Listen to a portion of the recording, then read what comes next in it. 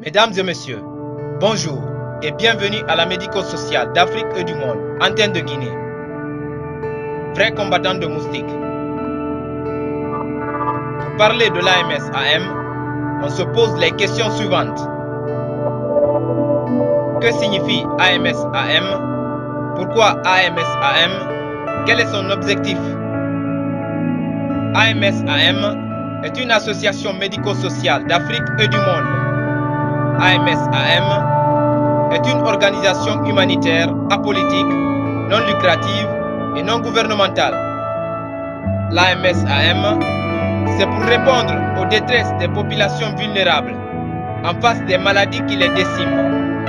L'AMS-AM a pour objectif de combattre les épidémies, les endémies et les pandémies. Paludisme, dengue, chikungunya, Zika virus, fièvre jaune, drépanocytose, encéphalite de Saint-Louis, filariose de Bancroft ou éléphantiasis et toute autre maladie virale ou parasitaire. Voici la présentation de l'un de nos ennemis. Bonjour, je m'appelle Aïdes albopictus, mais vous pouvez m'appeler Aïda.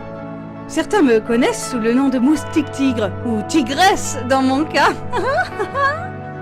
Oh, ne me confondez pas avec les autres espèces de moustiques, s'il vous plaît. Je suis simple à reconnaître, avec mes jambes graciles, ma taille fine, et surtout mes inimitables rayures noires et blanches. C'est d'ailleurs bien plus élégant que le style panthère. Vous ne trouvez pas? Quel âge me donneriez-vous? 29 jours? Je sais, je ne les fais pas. Nous, les moustiques, sommes habitués à vivre des expériences incroyables. À commencer par notre début de vie, l'émergence, le grand cycle de la vie. Le cycle de la vie. Oui, enfin, je ne vous fais pas un dessin. Oh, l'œuf pendu dans l'eau se transforme en larve. De la larve se crée, oui, la nymphe. Oui, puis c'est l'émergence. Nous passons de l'eau à l'air. C'est une sacrée étape dans une vie. Ensuite, il nous faut trouver un mâle pour nous accoupler. Les accouplements sont assez acrobatiques, car ils se passent dans les airs, en plein vol.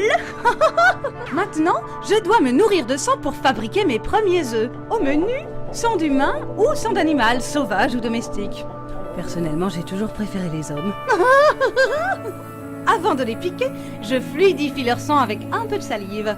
Quand il fait chaud, ils sont souvent découverts et leurs peaux sont alors accessibles sur une large étendue. J'en salive déjà. Ils pourraient se couvrir pour se protéger, mais beaucoup ne le font pas, pour des histoires de mode vestimentaire ou de confort. Ça nous arrange. Durant les 30 jours de ma vie, j'aurais pondu 7 à 8 fois des portées d'une centaine d'œufs. Tous n'auront pas survécu, mais en si peu de temps, c'est déjà une belle descendance, non ? Pour piquer un humain, je fluidifie son sang avec un peu de salive. S'il est infecté par le virus de la dengue ou du chikungunya, j'aspire son sang et le virus. Celui-ci va se multiplier en quelques jours à l'intérieur de mon corps et je le transmettrai alors à chaque piqûre via ma salive. C'est dingue, non ?